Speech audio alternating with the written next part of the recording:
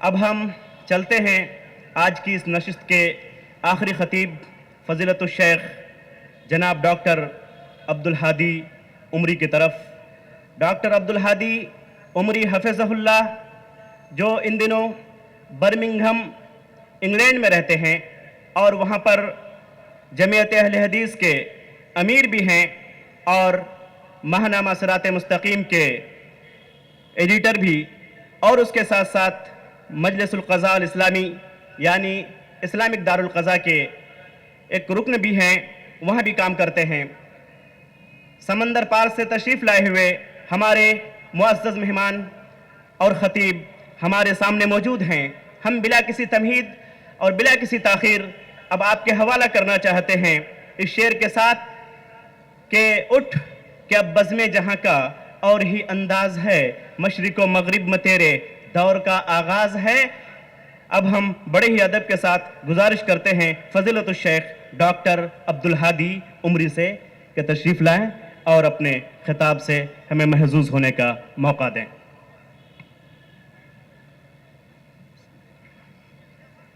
السلام علیکم ورحمۃ اللہ وبرکاتہ۔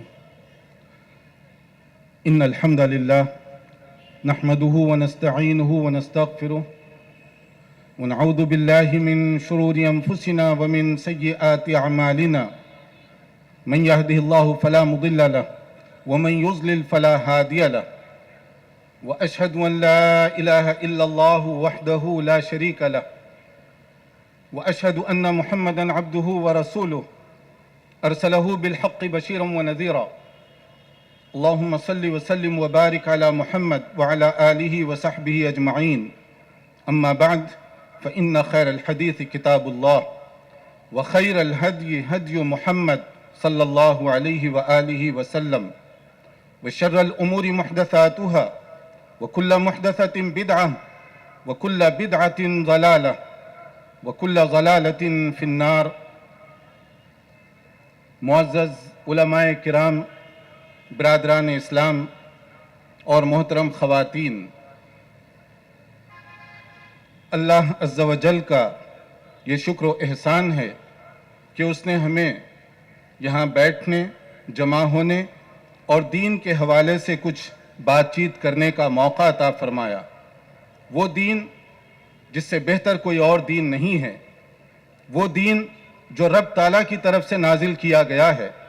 ان الدین عند اللہ الاسلام، اسلام کسی جماعت، آرگنائزیشن یا کچھ لوگوں کی طرف سے نہیں بنایا گیا، بلکہ لوگوں کے رب خالق کائنات کی طرف سے نازل کردہ یہ دین ہے۔ اور اس دین کے مقابلے میں دنیا کا کوئی ریلیجن، کوئی ازم، کوئی تھاٹ، کوئی مذہب، کوئی فکر قابل قبول نہیں ہو سکتی۔ وَمَنْ يَبْتَغِ غَيْرَ الْإِسْلَامِ دِينًا فَلَنْ يُقْبَلَ مِنْهُ، کہ کوئی اگر چاہے کسی طرح کا بھی دستور آپ بنا لیں، کوئی بھی ریلیجن بنا لیں، کوئی بھی ازم بنا لیں، وہ اسلام کے مقابلے میں قابل قبول نہیں ہو سکتا۔ کتنا فرق ہے رب کے نظام میں اور انسان کے نظام میں۔ انسان کی سوچ محدود، انسان کا علم محدود، انسان کے اپنے نظریات محدود، جبکہ رب تعالیٰ کی کوئی چیز محدود نہیں ہے۔ محدود اور لامحدود میں جو فرق ہے وہی اسلام اور دوسروں کے درمیان فرق ہے۔ یہی وہ بنیادی فرق ہے جس کی وجہ سے آج پوری دنیا میں، ہندوستان کی میں بات نہیں کر رہا ہوں، پوری دنیا میں سب سے زیادہ تیز پھیلنے والا دین وہ دین اسلام ہے۔ چاہے وہ امریکہ میں ہو، چاہے وہ برطانیہ میں ہو، چاہے وہ یورپ میں ہو، چاہے وہ افریقہ میں ہو۔ بات میری نہیں، کیونکہ شاید اگر میں اپنی بات کروں تو آپ کہیں گے کہ مسلمان تو شاید اپنی طرفداری ہی کی بات کرے گا۔ آئیے انہی کی بات میں سناتا ہوں۔ سوانزی یونیورسٹی برطانیہ کی ایک مشہور یونیورسٹی ہے۔ وہاں کے ریسرچ ڈپارٹمنٹ کی رپورٹ کے مطابق صرف برطانیہ کے اندر نیو مسلمز کی تعداد 1,00,000 سے زیادہ ہو چکی ہے، الحمدللہ۔ اور ان میں بھی ان کی رپورٹ کے مطابق 66% خواتین ہیں اور بچیاں نہیں، خواتین جو عقل و شعور بالغ عمر کی ہیں، وہ خواتین ہیں جو تیزی کے ساتھ دائرہ اسلام میں داخل ہو رہی ہیں۔ آخر کوئی وجہ تو ہوگی۔ امریکی صدر جو سابق ہیں، امریکی صدر جو موجودہ ہیں، برطانوی پرائم منسٹر جو سابق، برطانیہ کے پرائم منسٹر جو اس وقت موجود ہیں، انہیں بھی کہنا پڑا ٹی وی پر آ کر کہ ہم دین اسلام کے مخالف نہیں ہیں، ہم صرف فنڈامنٹلسٹ یا انتہا پسند جو مسلمان ہیں ان کے خلاف ہم ہیں، دین سے ہمارا کوئی اختلاف نہیں ہے۔ ہم کہتے ہیں جناب صدر، جناب پرائم منسٹر، آپ کو کس نے کہہ دیا کہ اسلام میں دہشت گردی، دہشت پسندی یا افراط اور تفریط اس کی کوئی گنجائش ہے؟ اسلام جو میں کر رہا ہوں اس کا نام نہیں ہے، جو آپ کر رہے ہیں اس کا نام نہیں ہے۔ اسلام نام ہے اس کا جو رب تعالیٰ کی طرف سے نازل کیا گیا ہے۔ اس کو دیکھنا چاہتے ہو؟ مجھے نہیں، قرآن مجید کو دیکھ لو۔ مجھے نہیں، رسول اکرم صلی اللہ علیہ وسلم کی سیرت طیبہ کو دیکھو کہ اس میں اس کے بارے میں کیا بتایا گیا۔ پڑھیے قرآن، قرآن میں کیا کہا گیا؟ وَكَذَلِكَ جَعَلْنَاكُمْ أُمَّةً وَسَطًا لِتَكُونُوا شُهَدَاءَ عَلَى النَّاسِ، کہ تمہیں ایک ماڈریٹ، متوسط اور بیلنس میانہ روی کا پیغام دے کر بھیجا گیا ہے۔ اس آیت کی روشنی میں مجھے، آپ کو، علماء کو، اسکالرز کو، ائمہ کو، فقہاء کو کوئی حق نہیں پہنچتا کہ اسلام میں افراط اور تفریط کی کوئی بات کریں، انتہا پسندی کا دنیا کو کوئی پیغام دیں۔ دیکھیے رسول رحمت صلی اللہ علیہ وسلم کی کیا سنت ہے، آپ کا کیا فرمان ہے اس بارے میں؟ ایاکم والغلو فی الدین، خبردار دینی مسائل میں غلو سے کام نہ لینا، ایکسٹریمزم۔ نبی کریم صلی اللہ علیہ وسلم نے پہلے دن سے کیٹاگوریکلی اس کو ختم کر دیا، اس کو ریفیوز کر دیا، اس کو ریجیکٹ کر دیا گیا کہ افراط اور تفریط کی کوئی گنجائش نہیں رکھی گئی۔ یہ جو واویلا ہے مشرق سے مغرب تک کہ مسلمان شاید دہشت پسند ہیں، انتہا پسند ہیں، میرے بھائی کچھ لوگوں کا عمل تو اس طرح کا ہو سکتا ہے، انفرادی اور پرسنل یہ غلطیاں ہو سکتی ہیں، لیکن دین اسلام اس کی کبھی اجازت نہیں دیتا۔ اور اگر مجھے معاف کیجئے تو میں ایک بات آپ کو کہوں کہ یہ جو پروپیگنڈا ہے، اس پروپیگنڈے کا سبب کیا ہے؟ میڈیا۔ میڈیا نے غلط پروپیگنڈا کیا ہے مسلمانوں کے خلاف۔ آپ میں سے کتنے لوگ ہیں جو یہ جانتے ہیں کہ مسلمانوں کے مقابلے میں، یہودیوں میں، مسلمانوں کے مقابلے میں، عیسائیوں میں کہیں زیادہ فرقہ واریت کی جنگ اس وقت جاری ہے؟ میڈیا ذکر نہ کرے تو اس کا مطلب یہ کہ یہ نہیں ہوتا۔ آؤ میں بتاؤں تمہیں تمہارے گھر میں کیا ہو رہا ہے۔ اسلام کو تم میڈیا کے نام پر اور میڈیا کے بل بوتے پر بدنام کرنا چاہتے ہو۔ کبھی تم نے دیکھا تمہاری رپورٹ، گورنمنٹ کی رپورٹ، اسکاٹ لینڈ کے اندر گزشتہ سال 10% فرقہ واریت جو کرسچینٹی کے درمیان ہے، کون سی؟ رومن کیتھولک اور پروٹسٹنٹ دونوں کے درمیان ہونے والی لڑائیوں میں 10% اضافہ ہوا ہے۔ پریس میں اس کو نہیں لایا گیا، حذف کر دیا گیا اس کو پریس میں، شاید اس لیے نہیں کہ اس کی وجہ سے ان کو نقصان ہو رہا ہے۔ کتنے آپ لوگوں نے، آپ میں سے کتنوں نے یہ بات سنی ہوگی کہ انگلینڈ اور آئی لینڈ کے درمیان 1-2 نہیں، 10-20 نہیں، سینکڑوں کی تعداد میں دونوں گورے ہیں، لڑنے والا بھی، لڑانے والا بھی، مرنے والا بھی، مارنے والا بھی۔ آئی لینڈ اور انگلینڈ کیا لڑائی چل رہی ہے؟ کتنوں کو موت کے گھاٹ اتار دیا گیا، سینکڑوں کی تعداد میں موت کے گھاٹ اتار دیا گیا۔ مگر کتنے تعجب کی بات ہے، کوئی ٹی وی پر، کوئی میگزین، کوئی اخبار ان کو فنڈامنٹلسٹ نہیں کہتا، انتہا پسند نہیں کہتا، ٹیررسٹ نہیں کہتا۔ کیا یہ ٹیررزم نہیں کہ چلتے بازار کو बम से उड़ा दिया जाए, मासूम लोगों का खून बहा दिया जाए, क्या यह दहशतगर्दी नहीं? मगर कितने ताज्जुब की बात है कि मीडिया उनको टेररिस्ट के नाम पर उसका जिक्र करना तक नहीं चाहता। क्या आपने सुना अमेरिका के अंदर 2010 के एंड में सेनेट के अंदर जो रिपोर्ट पेश की गई, सिर्फ जिनसी जराइम का शिकार होने वाली मुअज़्ज़ज़ मोहतरम ख़वातीन की तादाद कितनी थी? उनकी अपनी रिपोर्ट के मुताबिक 88,000 औरतें हवा व हवस का निशाना बनी। और वो रिपोर्ट खुद कहती है, सेनेट के अंदर जो रिपोर्ट पेश की गई, ये असल तादाद से बहुत कम है, क्योंकि बहुत सारे वाक़यात रिपोर्ट ही नहीं हुए। और अभी आपने सुना होगा CIA के डायरेक्टर साहब, उनको क्यों इस्तीफा देना पड़ा अमेरिका से? अमेरिका के CIA के डायरेक्टर, और इससे पहले आपने सुना वर्ल्ड बैंक के डायरेक्टर जो फ्रांस के मुतवक्के सदारती उम्मीदवार थे, क्या हरकत की थी उन्होंने? क्यों उनको पीछे हटना पड़ा इतने बड़े ओहदे से?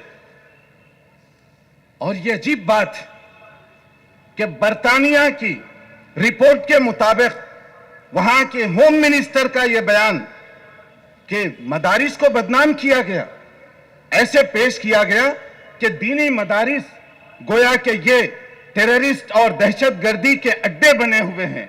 हालांकि यहां से जो तालीम होती है उससे दुनिया को सुकून, राहत, अमन और इत्मीनान की बात बताई जाती है, मगर बदनाम कैसे किया गया? आओ उनकी रिपोर्ट क्या कहती है, जरा उस पर भी नजर डाल लें। आपके होम मिनिस्टर, वजीर दाखिला की रिपोर्ट, वो कह रही है कि जिन लोगों को हम मुख्तलिफ किस्म के जराइम में पकड़ते रहे, इंतहा पसंदी वगैरह वगैरह इल्जामात के तहत 30%, 30% उनकी तादाद बताई हुई, वो बरतानिया की आला तरीन यूनिवर्सिटियों के तालीम याफ्ता हैं, मदारिस के नहीं, हिंदुस्तान, पाकिस्तान या किसी और मदरसे के पढ़े हुए नहीं, बल्कि बरतानिया की बहुत ही आला तरीन यूनिवर्सिटीज के पढ़े हुए हैं। अगर आप दीनी मदारिस को बंद करने की बात करते हैं तो फिर आपकी रिपोर्ट हमें यह कहने पर मजबूर कर रही है कि इंसाफ का तकाजा तो यह है कि आप इन दीनी मदारिस से पहले अपनी यूनिवर्सिटियों को बंद कर दीजिए, इसलिए कि आपकी रिपोर्ट के मुताबिक जो जराइम में पकड़े गए 30% से ज्यादा तो वो लोग पकड़े गए, तो उनको पहले पकड़ना चाहिए, या उनके साथ जो भी आप सलूक करना चाहें ये आपकी अपनी मर्जी है। खुद उनके अपने वजीर दाखिला ने एतराफ किया कि इस तरह के कवानीन में मुसलमानों के साथ सख्त ज्यादती हुई और जो उनके साथ सलूक किया गया वो किसी भी तरह का मुनासिब सलूक नहीं है। मगर मीडिया में जो चीज जिस अंदाज से पेश की जा रही है, आइए जब मीडिया की बात हुई तो मैं आपको एक मुस्बत बात भी बता देता हूं, पॉजिटिव बात, कि किस तरीके से लोग तरफदारी से रिपोर्टिंग करते हैं। कम से कम हमारे रिपोर्टर्स कुछ अच्छे पहलुओं पर भी नजर करते। जर्मनी का एक शख्स है अरबी, इस्माइल खतीब, ताकि बात सनद रहे, जर्मनी का एक अवार्ड उसको दिया गया बहुत बड़ा। क्या काम किया था? मीडिया में यह खबर नहीं लाई गई क्योंकि यह मुस्बत खबर थी, पॉजिटिव खबर थी। हुआ यह था, यहूदियों की गोली से, जो इस्राएली और फलस्तीनी लड़ाइयां हैं, यहूदियों की गोली से उसका बच्चा शहीद हो गया, सख्त जख्मी हुआ और उसके बाद जान बहक हो गया। लेकिन बाप ने यह सोचा कि बच्चा तो खत्म हो चुका है, उसका कुछ ना कुछ मैं फायदा भी कर लूं, इंतजाम कर लूं। उसके आज़ा, बॉडी आर्गन उसने 5 यहूदी बच्चों को गिफ्ट के तौर पे दे दिए।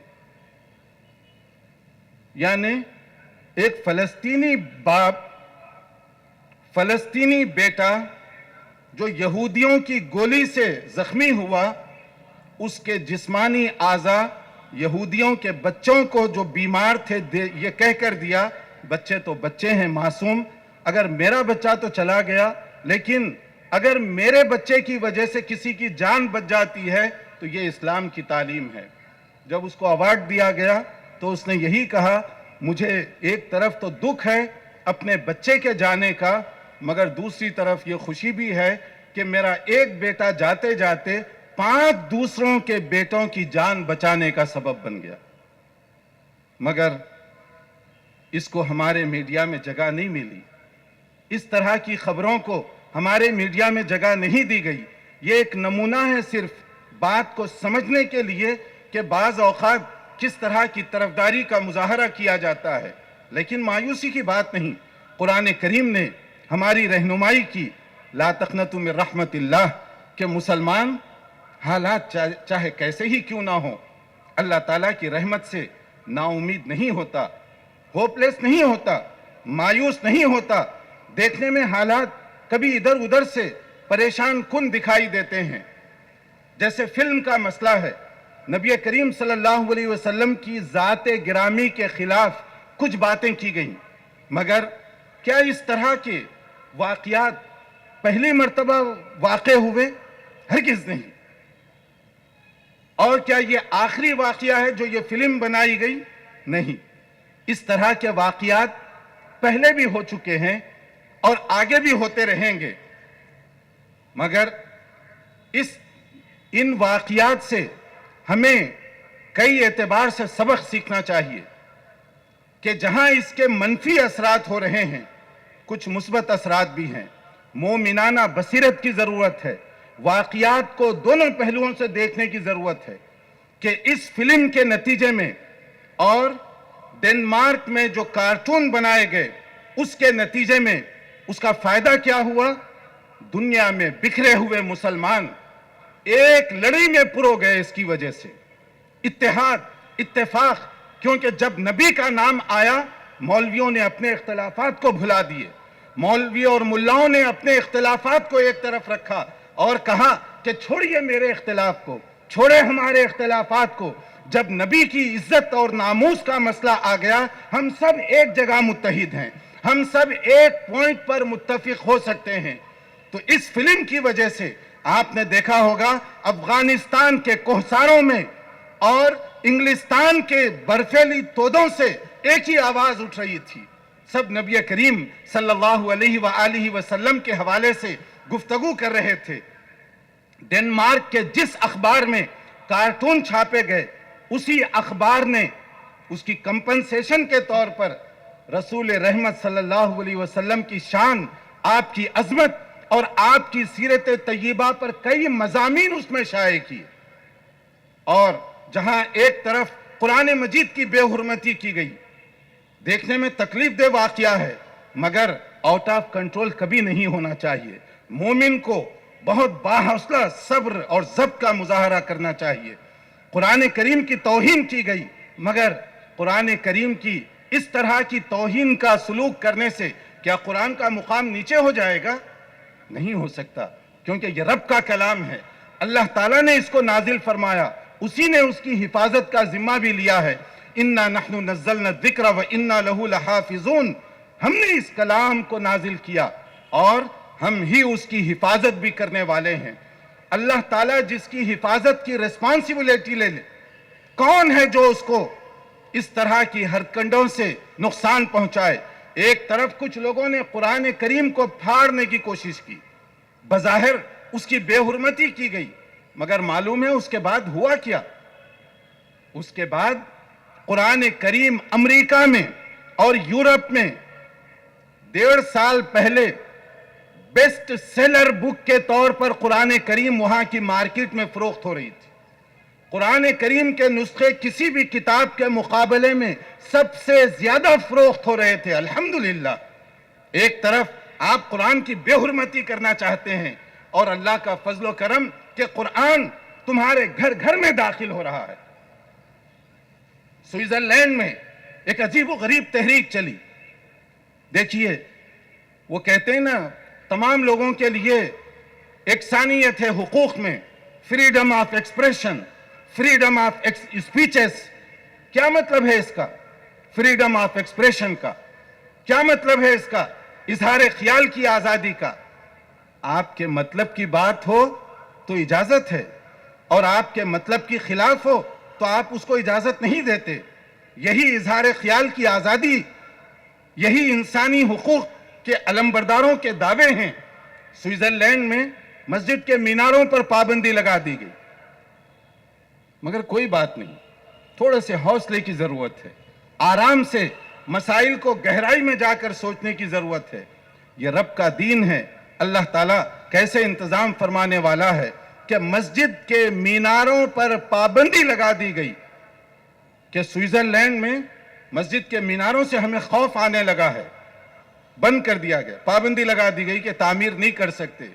مگر عجیب اتفاق، جو اس تحریک کا سب سے زیادہ آگے بڑھ کر کام کرنے والا تھا، لیڈنگ پوزیشن میں، جو اس تحریک موومنٹ کا لیڈر تھا، اللہ تعالیٰ نے اسے توفیق دی، وہ دائرہ اسلام میں داخل ہونے کا اعلان کر دیا. اور پھر اس نے کہا کہ کاش میں اس تحریک سے پہلے دین اسلام کو پڑھا اور اسٹڈی کیا ہوتا. اب مجھے زندگی بھر یہ افسوس رہے گا کہ میری وجہ سے یہ تحریک چلی تھی، اور اس تحریک کے نتیجے میں نے خود اسلام کو پڑھا اور مجھے معلوم ہوا کہ اسلام کے بارے میں کتنا غلط پروپیگنڈا کیا گیا تھا. ورنہ اسلام تو اس طرح کا نہیں جیسے میں سمجھتا تھا. آپ مخالفت کی بات کرتے ہیں. سابق پرائم منسٹر آف برطانیہ ٹونی بلیئر صاحب نے اسلام اور مسلمانوں کو نقصان پہنچانے کی اپنی حد تک کوشش کی. لندن کی سڑکوں پر 1 ملین مین مارچ ہوا، جس میں 95% نان مسلمز تھے، مسلمان نہیں، غیر مسلم تھے، کہ عراق کی جنگ اس طرح سے نہیں ہونی چاہیے کیونکہ خواہ مخواہ لوگوں کا، انوسنٹ لوگوں کا خون بہے گا. لیکن 1 ملین لوگوں کے سڑک پر مارچ کرنے کے باوجود انہوں نے اپنا فیصلہ تبدیل نہیں کیا. جو کچھ ہونا تھا وہ ایک الگ ہے. مگر اللہ تعالیٰ کے دیکھیے قدرت کے کمالات کو، خود ٹونی بلیئر کے گھر میں اسلام داخل ہو گیا. ان کی اپنی سالی، ان کی اپنی sister in law Lauren Booth, اس نے مسلمان ہونے کا اعلان کیا. اور اعلان کرنے کے بعد اس نے کچھ باتیں بتائیں بڑی دل کو لگنے والی. ان میں سے ایک بات اس نے کہی کہ میرے ذہن میں فلسطین، عربوں کا تصور بڑا گھناؤنا تھا. بڑی بری تصویر ان کی سامنے آتی تھی جب میں نام سنتی.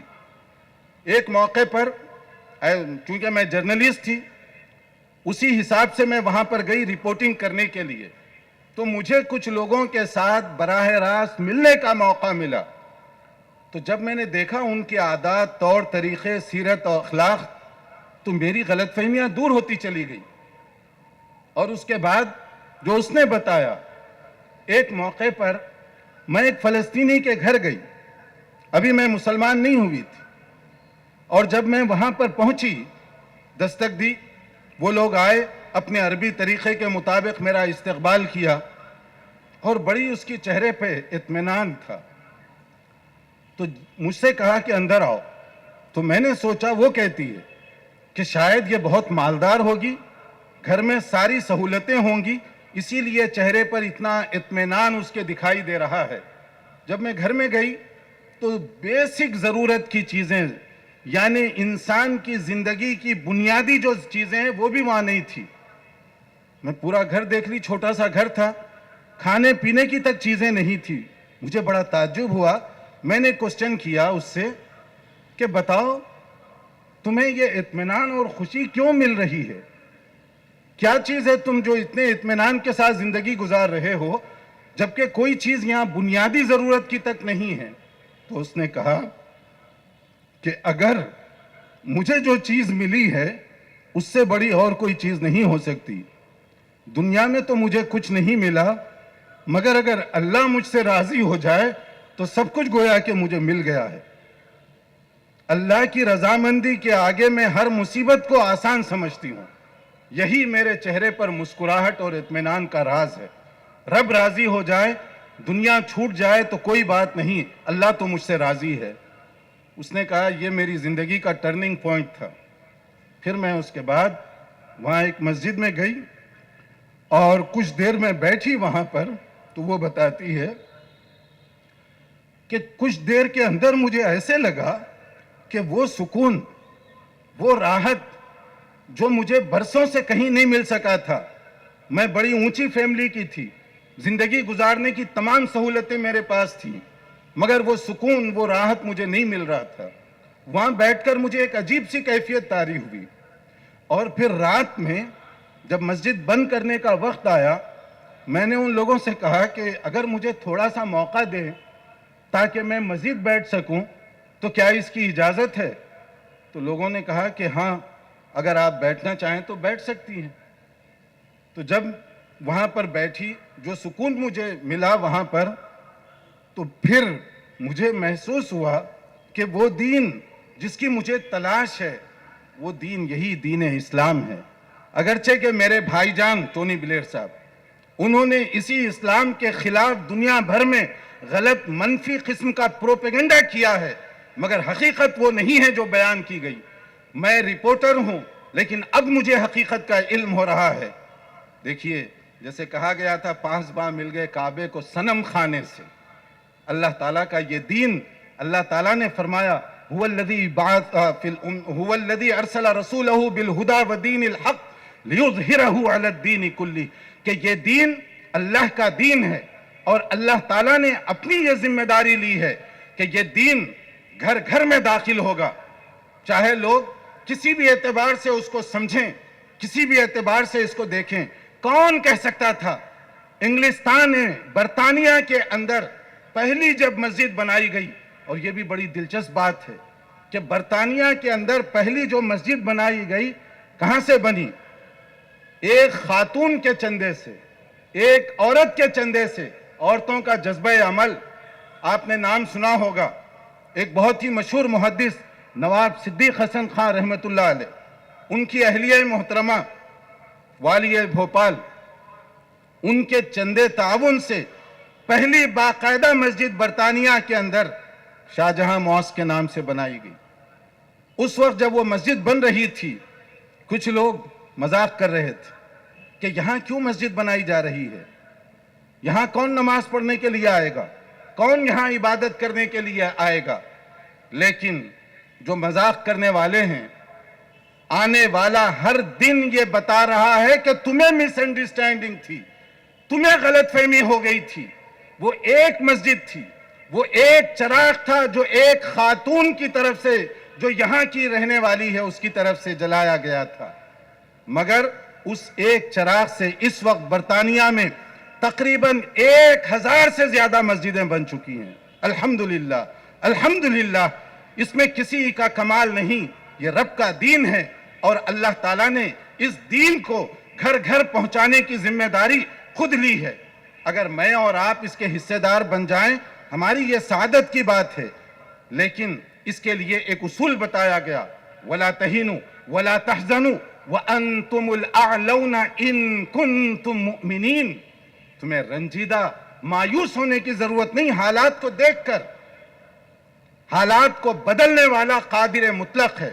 وہ جب چاہے حالات کو بدل سکتا ہے، اس کو حالات کی کوئی مجبوری نہیں ہے.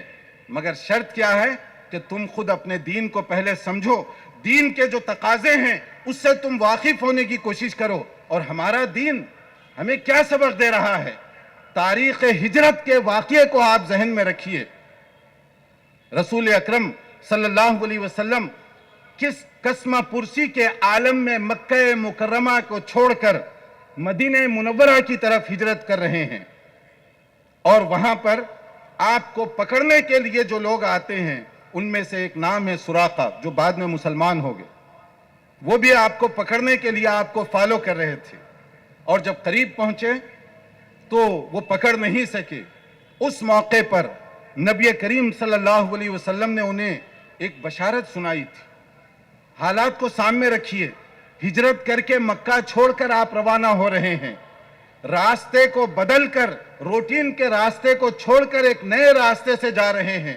حالات بڑے سخت ہیں، مگر اس کے باوجود بشارت کون سی سنائی گئی؟ حضرت سراقہ سے کہا گیا، کیف بک یا سراقہ اذا لبست سوارِ کسرا.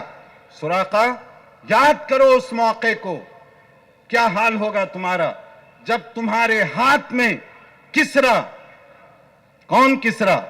جو اس وقت کی سپر پاور طاقت کا نام تھا، عرب کے لوگ اور کسرا، کیا موازنہ ہو سکتا ہے کہ دنیا کی سپر پاور طاقت کہہ رہے ہیں کہ اس کے ہاتھ کے کنگن تمہارے ہاتھ میں آئیں گے۔ سراقہ کو بڑا تعجب ہوا اس موقع پر، لیکن تاریخ نے دیکھا کہ واقعی ایسے ہی ہوا کہ واقعی سراقہ کے ہاتھ میں اس زمانے کی سپر پاور طاقت کسرا کے کنگن پہنائے گئے۔ تو دین اسلام کس طرح سے بشارت، کہاں بشارت دے رہا ہے؟ تو ایک مسلمان حالات کو دیکھ کر مایوس ہو جائے، حالات کو دیکھ کر نا امید ہو جائے؟ نہیں، مگر ہمیں ذرا اطمینان سے اپنے ماحول اور حالات کو بھی سمجھنا چاہیے۔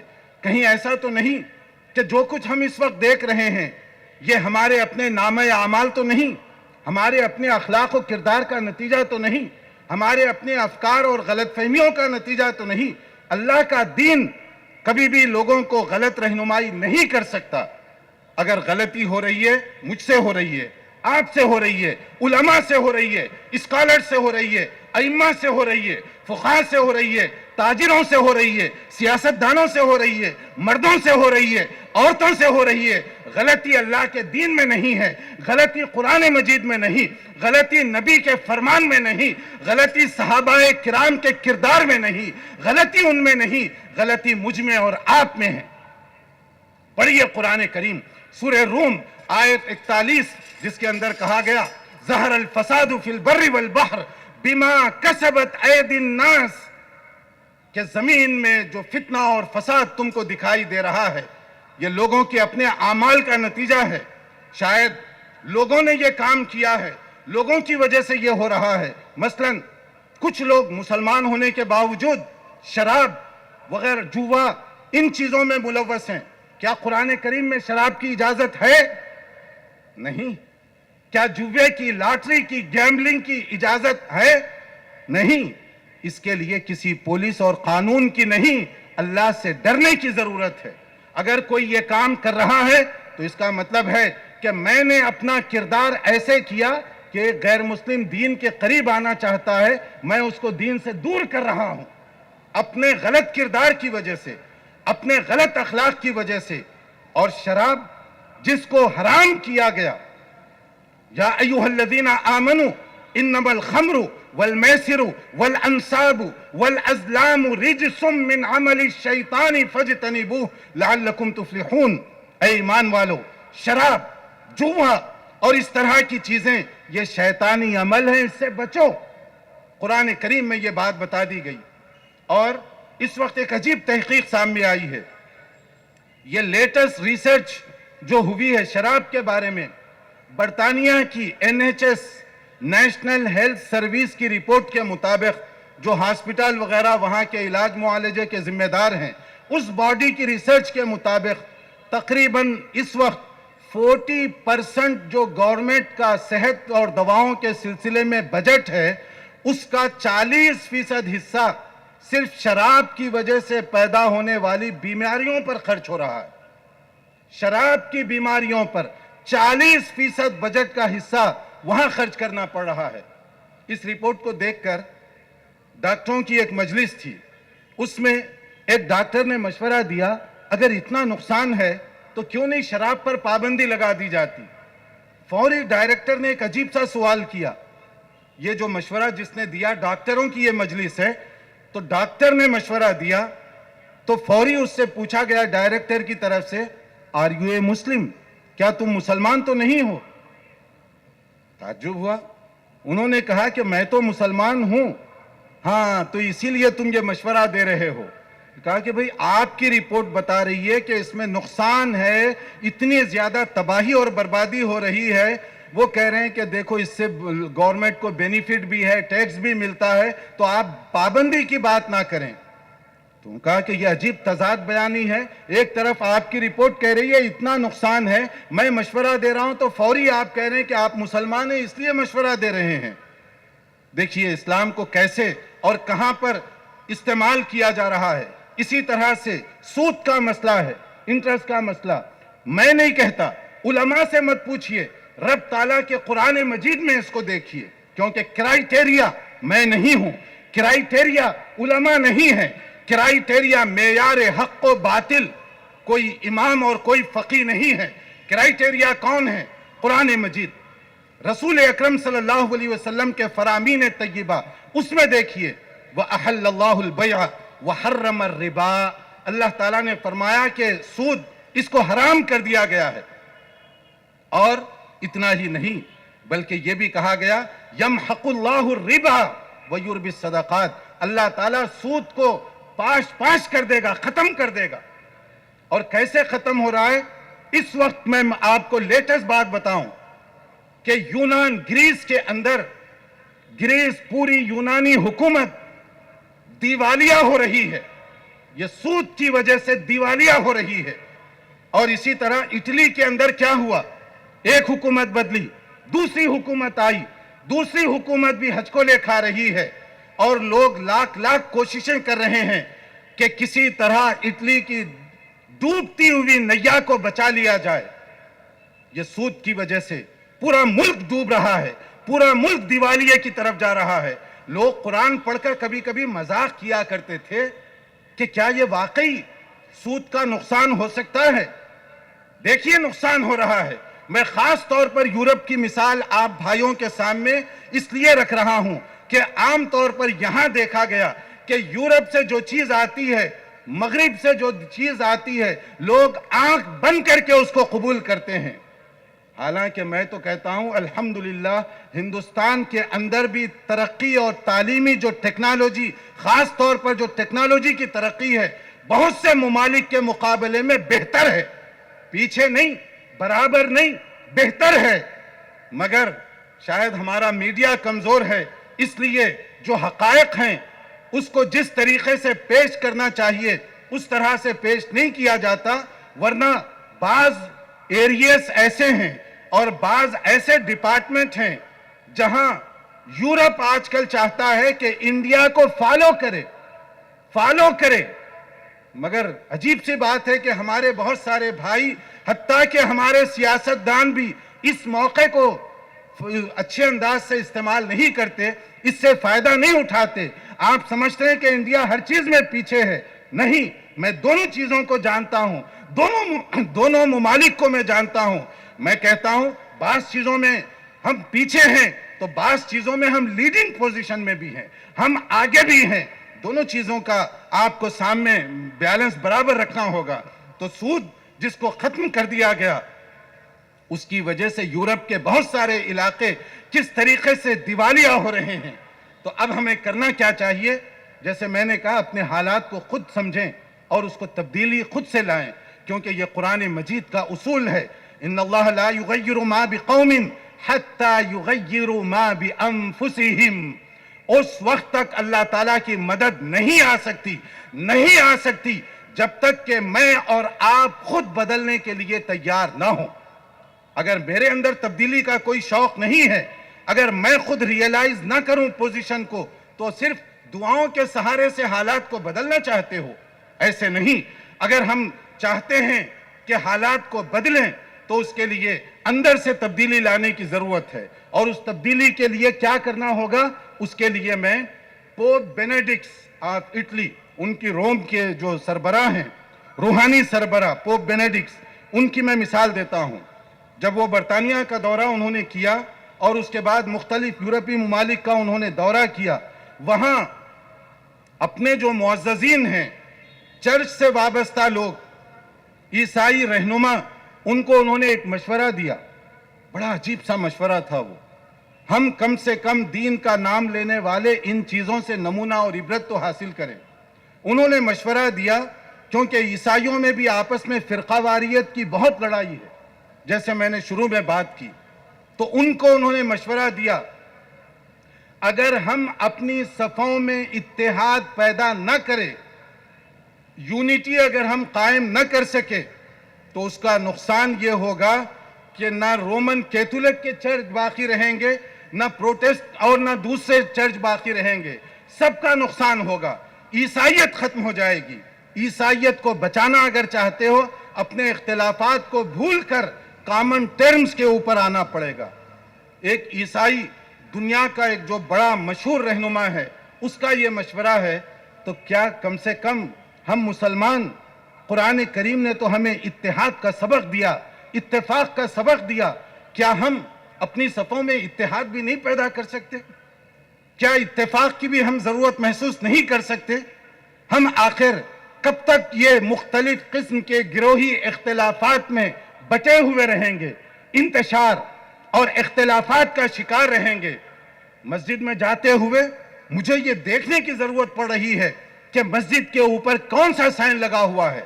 میری مسجد، تیری مسجد، میرا ادارہ، تیرا ادارہ، میری بات، تیری بات، میرا اسٹیج، تیرا اسٹیج، میرا مولوی، تیرا مولوی، میرا جلسہ، تیرا جلسہ۔ وہ بھی بات کرتا ہے قرآن کی یا دعویٰ کرتا ہے، آپ بھی بات کرتے ہیں قرآن کی۔ میں آپ کو ایک مشورہ دیتا ہوں، چھوڑ دو میری بات کو، چھوڑ دو مولوی کی بات کو، چھوڑ دو ملا کی بات کو، چھوڑ دو امام کی بات کو۔ کیوں نہ ہم سب مل کر ان کی بات کو اختیار کریں جن سے نہ مجھے اختلاف نہ آپ کو اختلاف، وہ ہے رسول اکرم صلی اللہ علیہ وسلم کی ذات گرامی۔ کیونکہ میرا بھی ایمان ہے، آپ کا بھی ایمان ہے، تمام مسلمانوں کا یہ ایمان ہے کہ نبی کریم صلی اللہ علیہ وسلم سے بڑھ کر معزز محترم مخلوق میں کوئی بھی نہیں ہے۔ آپ ہمارے لیے نمونہ ہیں، آپ ہمارے لیے معیار ہیں۔ تو جب آپ ہمارے لیے معیار ہیں تو تھوڑی دیر کے لیے کیوں نہ ایسا ہم کریں کہ اپنے اپنے خیالات اور اپنی اپنی باتوں کو ایک طرف رکھ کر ہم سب مل کر نبی صلی اللہ علیہ وسلم کی بات کو قبول کرتے ہیں، ہم سب نبی صلی اللہ علیہ وسلم کی بات کو اختیار کرتے ہیں، تاکہ یہ جھگڑے، یہ اختلاف اور یہ انتشار کی جو بات ہے وہ مٹ سکے۔ کوئی آپ میں سے یہ کہہ سکتا ہے، اتنا بڑا مجمع ہے، کوئی یہ کہہ سکتا ہے کہ مجھے رسول اکرم صلی اللہ علیہ وسلم سے محبت نہیں ہے؟ کوئی ایک آدمی کہہ سکتا ہے؟ کوئی ایک آدمی اس بڑے مجمع کے اندر یہ کہہ سکتا ہے کہ میں نبی کی بات قبول کرنے کے لیے تیار نہیں ہوں؟ کوئی ایک آدمی یہ کہہ سکتا ہے کہ میں نبی صلی اللہ علیہ وسلم کی اہانت کرنا چاہتا ہوں؟ ایک آدمی بھی اس کے بارے میں نہیں کہہ سکتا۔ جب ہم نبی کریم صلی اللہ علیہ وسلم کے حوالے سے اتنے متحد ہیں، اتنے متفق ہیں، تو پھر ہمارے درمیان یہ اختلافات کیوں دکھائی دیتے ہیں؟ یہ انتشار کی کیفیت کیوں دکھائی دے رہی ہے؟ آئیے قرآن کریم کو پڑھیے، سورہ محمد آیت 33، جس کے اندر ایک بڑی اہم بات جو بتائی گئی، یا ایھا الذین آمنوا اطیعوا اللہ واطیعوا الرسول ولا تبطلوا اعمالکم۔ اے ایمان والو، تم اطاعت کرو اللہ کی، اطاعت کرو رسول اکرم صلی اللہ علیہ وآلہ وسلم کی، ورنہ اپنے اعمال کو ضائع مت کرو۔ کیا مطلب ہوا؟ ہر وہ عمل، ہر وہ کوشش، ہر وہ ایکشن جو رسول اکرم صلی اللہ علیہ وسلم کی سنت کے خلاف ہو، رب تعالیٰ کا یہ فرمان ہے، رب تعالیٰ کا یہ فرمان ہے کہ وہ ایکشن، وہ عمل باطل سمجھا جائے گا، نل اینڈ وائڈ، اس کا کوئی فائدہ، کوئی اجر و ثواب ہمیں اس کا مل نہیں سکتا۔ پھر جب یہ اتنا واضح فرمان ہے تو ہمیں کوشش یہ کرنی چاہیے کہ رسول رحمت صلی اللہ علیہ وسلم جن کی تشریف آوری دنیا بھر میں نور ثابت ہوئی، آپ کی آمد کی وجہ سے دنیا کی ظلمتیں چھٹیں، روشنی پھیلی، اجالا پھیلا، آپ نے انسانوں کو عزت کے ساتھ اور احترام کے ساتھ جینے کا سبق دیا، مردوں کو بھی، عورتوں کو بھی۔ وہ خواتین جن کے ساتھ ایکسپلائٹیشن کا معاملہ کیا جاتا تھا، استحصال کا معاملہ کیا جاتا تھا، رسول رحمت صلی اللہ علیہ وسلم نے محترم خواتین کو باعزت مقام عطا فرمایا، ماں کے روپ میں، بیٹی کے روپ میں، بہن کے روپ میں، بیوی کے روپ میں۔ پوری دنیا کے مذاہب اگر مل جائیں تو رسول رحمت صلی اللہ علیہ وسلم نے جو خواتین کے لیے حقوق دیے، جو تعلیمات دی ہیں، جو اصول اور ضابطے مقرر فرمائے، پوری دنیا کے نظریات کو ایک جگہ جمع کر کے نبی کی سنت کا مقابلہ نہیں کیا جا سکتا۔ بیوی کے طور پر آپ نے جو حقوق دیے، بیٹی کے طور پر جو حقوق دیے، ماں کے طور پر جو حقوق دیے، کون اس کا مقابلہ دنیا میں کر سکتا ہے؟ آج مغربی دنیا کے اندر بعض لوگ کہتے ہیں کہ شاید ہم عورتوں کو بہت زیادہ حقوق دے رہے ہیں۔ کون سے حقوق دے رہے ہو؟ حقوق کا مطلب یہ ہے کہ معزز خاتون کو برہنہ بازار میں لا کر کھڑا کر دیا جائے۔ حقوق کا مطلب یہ ہے کہ معزز خاتون کو شمع محفل بنا دیا جائے۔ حقوق کا مطلب یہ ہے آج تمہاری بہت ساری ڈپارٹمنٹ کے اندر ایک کام اگر مرد کرتا ہے اس کی تنخواہ الگ، اور وہی کام اگر ایک عورت کرتی ہے اس کی تنخواہ الگ دی جاتی ہے۔ یہی حقوق ہیں جو اس وقت انٹروڈیوس کروائے جا رہے ہیں، اور اس طرح نہ جانے کتنی ناانصافیاں اور بے انصافیوں کی بات ہوتی ہے۔ میں صرف خلاصہ گفتگو کا یہ کرنا چاہتا ہوں کہ رسول اکرم صلی اللہ علیہ وسلم آپ کی آمد رحمت ہی رحمت ہے، والدین پر آپ کی آمد رحمت ہے، تمام انسانوں پر، صرف مسلمانوں پر نہیں، تمام لوگوں پر آپ کی تشریف آوری کی وجہ سے فائدہ ہوا۔ آپ نے انسان کو باعزت مقام عطا فرمایا، عزت سے رہنے کا مقام عطا فرمایا، پڑوسی کے لیے اور دوسرے جو لوگ ہیں ان کے لیے جو آپ نے حقوق متعین فرمائے، والدین کے لیے جو حقوق متعین فرمائے۔ ہمیں کوشش یہ کرنی چاہیے کہ رسول رحمت صلی اللہ علیہ وسلم کی باعزت اور نورانی جو تعلیمات ہیں اس کو ہم خود قبول کریں، عملی طور پر، تھیوری کے طور پر نہیں، عملی طور پر اس کو قبول کرنے کی ضرورت ہے، اور پھر اس کے بعد دوسروں تک اس کو پرچار کریں۔ میرے بھائی، کیوں نہیں ہم آپس میں شیر و شکر بن کے رہتے؟ کیوں نہیں ہم اتحاد اور اتفاق کے ساتھ سنت کے مطابق زندگی بسر کرنے کا عہد کر لیں؟ اگر ہم سنت کے مطابق اپنی زندگی کو سنوارنے کا عہد کر لیں تو یہ اختلافات، یہ انتشار اور اس طرح کی کیفیت یہ خود بخود دور ہو سکتی ہے۔ تو جو بات میں نے شروع میں کہی ہے کہ آج اسلام پوری دنیا کے اندر تیزی کے ساتھ جو پھیل رہا ہے، اس کی آخر وجہ کیا ہے؟ اس کی وجہ اسلام کی یہی نورانی تعلیمات ہیں، نبی رحمت کی یہی رحمت بھری تعلیمات ہیں۔ نبی کریم صلی اللہ علیہ وسلم کو اللہ تعالیٰ نے تمام دنیا کے لیے رحمت بنا کر بھیجا۔ وَمَا أَرْسَلْنَاكَ إِلَّا رَحْمَةً لِّلْعَالَمِينَ۔ اللہ تعالیٰ مجھے اور آپ کو دین حق کی تعلیمات سمجھنے، اس کے تقاضوں کو سمجھنے اور اس کے مطابق زندگی بسر کرنے کی توفیق عطا فرمائے۔ ہر قسم کے شر فتنے سے ہم سب کو اللہ تعالیٰ محفوظ فرمائے، اور جو اختلاف انتشار ہے اللہ تعالیٰ اس سے ہم سب کو محفوظ فرمائے۔ جو غیر مسلم بھائی بھی دین کے بارے میں پروپیگنڈا کا شکار ہیں، اللہ تعالیٰ انہیں بھی حق اور سچ سمجھنے کی توفیق عطا فرمائے۔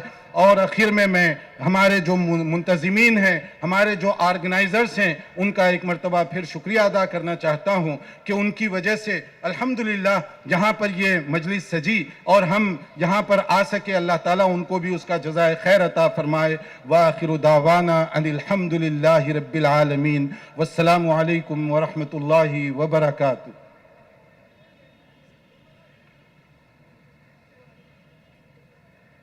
جزا اللہ خیراً۔ شب گریزاں ہوگی آخر جلوہ خورشید سے، شب گریزاں ہوگی آخر جلوہ خورشید سے، یہ چمن معمور ہوگا نغمہ توحید سے۔ بلا شبہ شب گریزاں ہوگی آخر جلوہ خورشید سے، شب گریزاں ہوگی آخر جلوہ خورشید سے، یہ چمن معمور ہوگا نغمہ توحید سے۔ بلا شبہ ہم شیخ محترم کی تقریر سے یہ محسوس کر رہے تھے اور یقیناً اس حقیقت کو ہم پا رہے تھے کہ جس طرح سے رات کی تاریکی سورج کی روشنی کے بغیر ختم نہیں ہو سکتی، اسی طرح سے اس پوری دنیا سے ظلمت، اس پوری دنیا سے یہ نفرتیں، اس پوری دنیا کی گھٹا ٹوپ تاریکی اس وقت تک ختم نہیں ہو سکتی جب تک اس دنیا میں اسلام اور اسلام کا نظام قائم نہ ہو جائے، اس لیے کہ اسلام رحمت ہے، اسلام سراپا رحمت ہے، اسلام سب کے لیے رحمت ہے۔ ہم بہت شکر گزار ہیں خطیب محترم کے، اور اس کے ساتھ ساتھ ہم شکر گزار ہیں آپ تمام سامعین کے، مرد خواتین کے، اور اس کے ساتھ ساتھ ہم سب سے زیادہ شکر گزار ہیں یہاں کی گورنمنٹ کے، اور اس کے ساتھ ساتھ بالخصوص ہم شکر گزار ہیں کولکاتہ پولیس ڈپارٹمنٹ کے، چونکہ یہ پروگرام اتنا بڑا مجمع کلکتہ کے سرزمین پر جو آج انعقاد ہوا اور بحسن خوبی اپنے اختتام کو پہنچا، اس میں سب سے زیادہ فضل ہے اللہ تبارک و تعالیٰ کا. اس کے بعد بہت تعاون اور اس کا تعاون ہم کو حاصل ہے پولیس ڈپارٹمنٹ کا کہ اس نے بھرپور ہمیں تعاون دیا. اس کے تعاون کی وجہ سے اتنا خوبصورت پروگرام اپنے اختتام کو پہنچا. اس لیے کولکاتہ پولیس ڈپارٹمنٹ کا ہم جتنا بھی شکریہ ادا کریں وہ کم ہے. اور اس کے ساتھ ساتھ ہم یہ بھی اعلان کرنا چاہتے ہیں کہ جس طرح سے آج کا یہ پروگرام بحسن خوبی اپنے اختتام کو پہنچا، کل بھی ہم آپ کے منتظر رہیں گے، چونکہ ہمارے پاس کل بھی علماء کرام کی ایک طویل اور بہترین فہرست موجود ہے. مثال کے طور پر کل تشریف لانے والے علماء کرام میں سے جن کے اسماء گرامی یہ ہیں: فضیلت الشیخ ڈاکٹر وسیع اللہ عباس مکہ مکرمہ، فضیلت الشیخ ظفر الحسن مدنی شارجہ، فضیلت الشیخ رضا اللہ عبد الکریم جن کو آپ دیکھتے ہوں گے زی ٹی وی میں. اور اس کے ساتھ ساتھ تشریف لا رہے ہیں کل فضیلت الشیخ ڈاکٹر آر کے نور جن کو آپ دیکھتے ہوں گے پیس ٹی وی میں. اور ان کے ساتھ ساتھ کل تشریف لا رہے ہیں فضیلت الشیخ مولانا محمد قاسم صاحب وستاذ بلکہ پرنسپل مدرسہ شمس الہدا بورڈ پٹنہ. اور ان کے علاوہ ہمارے بنگالی خطبہ بھی موجود ہیں. مثال کے طور پر فضیلت الشیخ عبد الحمید فیضی، فضیلت الشیخ انوار الحق فیضی، فضیلت الشیخ عبد الرقیب بخاری مدنی، فضیلت الشیخ سراج سلفی، فضیلت الشیخ نصر اللہ صدیقی. آپ تمام لوگوں سے پرخلوص التماس کرتا ہوں کہ سنجیدگی کا ماحول بنا کر یہاں سے تشریف لے جائیں اور کل اپنے دوستوں کے ساتھ، احبابوں کے ساتھ، اپنے ساتھیوں کے ساتھ، اپنے بچوں کے ساتھ تشریف لائیں. علماء کرام کے نورانی بیانات سے مستفید ہوں، اپنی عاقبت کو سنواریں اور اپنے فکر کی اصلاح کریں. ہم سب امید کرتے ہیں کہ کل بھی آپ اسی طرح سے تشریف لائیں گے. ہم ایک بار پھر آپ تمام لوگوں کا شکریہ ادا کرتے ہوئے اس مجلس کے اختتام کا اعلان کرتے ہیں. سبحان اللہ بحمدہ، سبحانک اللہم نستغفرک ونتوب الیک، سبحان ربک رب العزۃ عما یصفون وسلام علی المرسلین والحمد للہ رب العالمین.